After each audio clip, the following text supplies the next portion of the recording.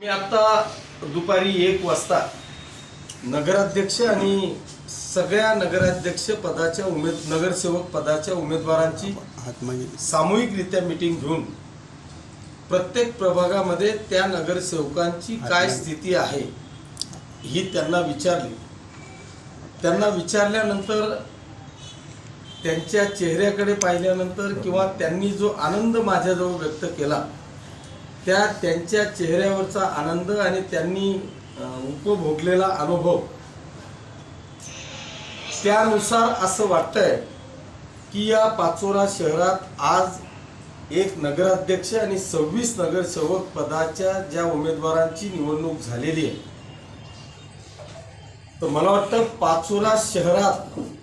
आतापर्यंतच्या इतिहासात एवढे नगरसेवक निवडून आले नाहीत अशा पद्धतीचा एक ऐतिहासिक निकाल हा येत्या 21 तारखेला लागेल। नगराध्यक्षांना किमान 15,000चं मताधिक्य किमान 15,000चं मताधिक्य या पाचोरा शहरातून मिळेल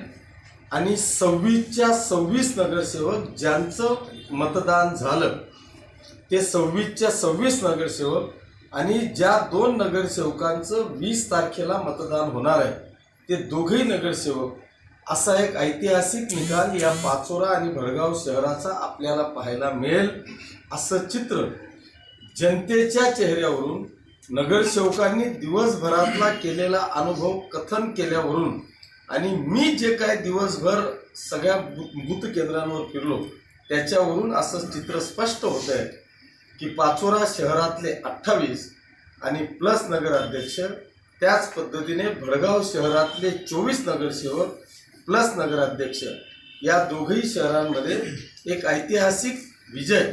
आपल्याला पाहायला मिळेल अशी 100% खात्री या सगळ्या उमेदवारांशी चर्चा करून या ठिकाणी मिळालेली आहे। त्याच्यामुळे त्या सगळ्यांच्या वतीने या पाचोरा आणि भडगाव शहरातल्या तमाम जनतेचे मनापासून आभार मानतो, त्यांना धन्यवाद देतो की अनेकांनी येऊन वेगवेगळ्या पद्धतीच्या आरोपांची खैरात या ठिकाणी मांडली, परंतु माझ्या जनतेने माझ्यावर आणि माझ्या विकासावर 100% विश्वास ठेवत एक ऐतिहासिक निर्णयाच्या वाटचालीकडे मला नेण्याचा प्रयत्न केला। त्याबद्दल सर्व मतदारसंघातल्या तमाम जनतेचे मी मनापासून आभार मानतो, त्यांना धन्यवाद देतो।